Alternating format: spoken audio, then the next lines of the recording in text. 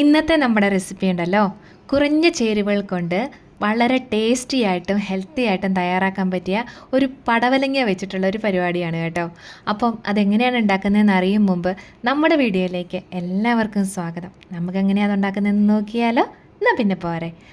നമ്മളിതാ ഇതുപോലൊരു ഇടത്തരം വലുപ്പമുള്ള പടവലങ്ങയാണ് എടുത്തിരിക്കുന്നത്. നമുക്ക് ഈ ഒരു വലുപ്പം തന്നെ ധാരാളമാണ് കേട്ടോ ഒരു കറിക്ക്.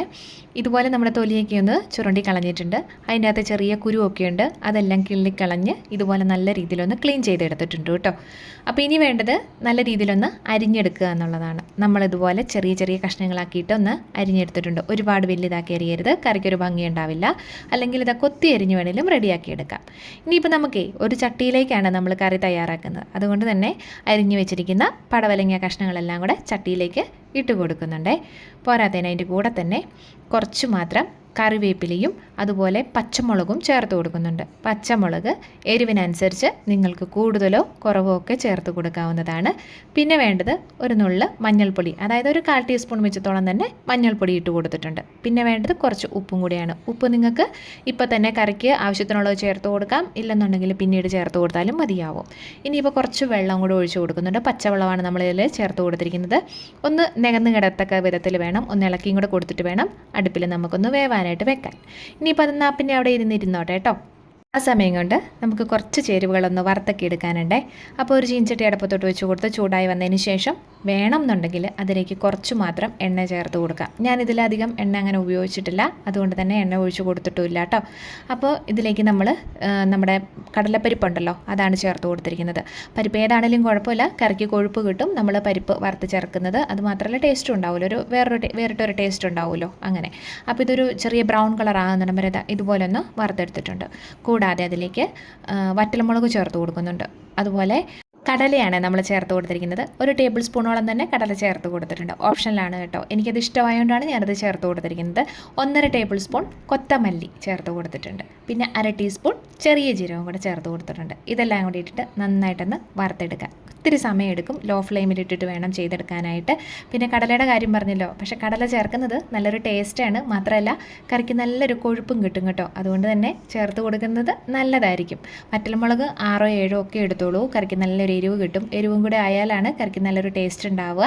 അപ്പം നമ്മളിവിടെ അധികം എരിവ് ഉപയോഗിക്കാറില്ല, കുട്ടികളൊക്കെ കഴിക്കുന്നതാണ്. അതുകൊണ്ടാണ് വളരെ കുറച്ച് മാത്രം മുളക് ചേർത്ത് കൊടുത്തിരിക്കുന്നത്.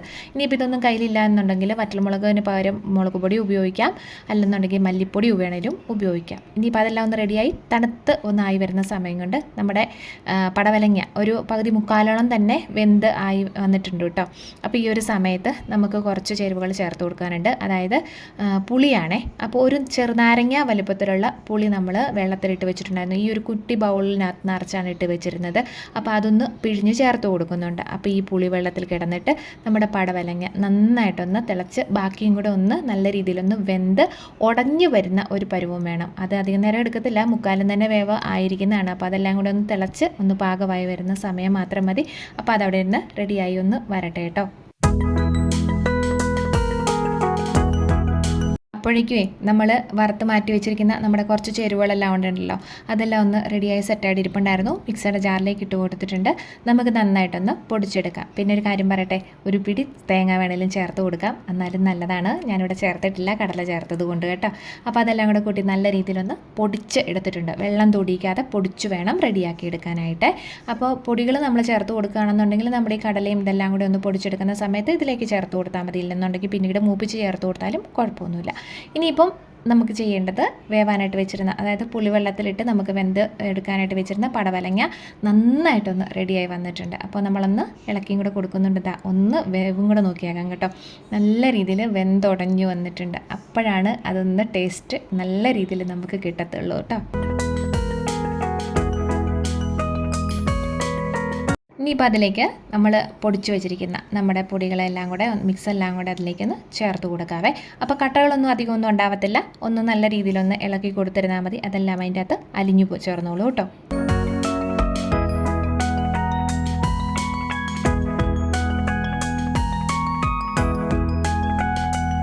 ഒരുപാട് കട്ടിയായിട്ടാണ് ഇരിക്കുന്നതെന്നുണ്ടെങ്കിൽ ഒരു ഫോർക്ക് വെച്ചിട്ട് നന്നായിട്ടൊന്ന് ഇളക്കി കൊടുത്തിട്ടുണ്ടെങ്കിൽ അതിൻ്റെ ആ കട്ടകളെല്ലാം നന്നായിട്ട് തന്നെ ഉടഞ്ഞ് കിട്ടും കേട്ടോ. അങ്ങനെ നമ്മൾ ഉടച്ച് നല്ല രീതിയിലായി വന്നപ്പോഴത്തേക്ക് കറി ഏകദേശം ഒന്ന് തിളച്ചും കൂടെ വരാൻ തുടങ്ങിയല്ലോ. അന്നേരത്തേക്ക് നല്ല രീതിയിലൊന്ന് കൊഴുത്ത് നന്നായിട്ട് വന്നിട്ടുണ്ട്. അപ്പോൾ ചട്ടിയിലായതുകൊണ്ട് തന്നെ അത് ഇരുന്നാലും കുറുകും എന്നുള്ള കാര്യം ഉറപ്പാണല്ലോ. അതുകൊണ്ട് തന്നെ നമ്മൾ കുറച്ച് തിളപ്പിച്ച വെള്ളമാണ് ചേർത്ത് കൊടുത്തിരിക്കുന്നത്. ഒത്തിരി ചൂടില്ലായിരുന്നു, എന്നാലും തിളപ്പിച്ച വെള്ളം മാത്രമാണ് ഇതിനകത്ത് ചേർത്ത് കൊടുക്കേണ്ടത്. അങ്ങനെ നമ്മൾ ചാറിന് ആവശ്യത്തിനുള്ള വെള്ളം കറക്റ്റായിട്ട് നമ്മൾ ചേർത്ത് കൊടുത്തിട്ടുണ്ട്. പിന്നെ ഈ ഒരു സമയത്ത് ഉപ്പ് ഉണ്ടോ ഇല്ലയോ എന്നുള്ളതും കൂടെ ഒന്ന് ശ്രദ്ധിച്ച് നോക്കണം. ഉപ്പില്ല എന്നുണ്ടെങ്കിൽ അതും കൂടെ ഒന്ന് ചേർത്ത് കൊടുക്കണം കേട്ടോ. നമ്മുടെ എല്ലാം പാകമായിരുന്നു, അതുകൊണ്ട് പിന്നെ പ്രത്യേകിച്ച് ഞാൻ ചേർത്ത് കൊടുത്തിട്ടില്ല. വീഡിയോ കൊണ്ടുകൊണ്ടിരിക്കുന്ന സമയത്ത് ഇഷ്ടമായിട്ടുണ്ടെങ്കിൽ സബ്സ്ക്രൈബ് ചെയ്യാതെ കാണുന്നവരൊക്കെ ആണെന്നുണ്ടെങ്കിൽ ഒന്ന് സബ്സ്ക്രൈബ് ചെയ്തേക്കണേ. പോരാത്തതിന് ലൈക്കും ഷെയറും കമൻറ്റും ചെയ്യണം കേട്ടോ.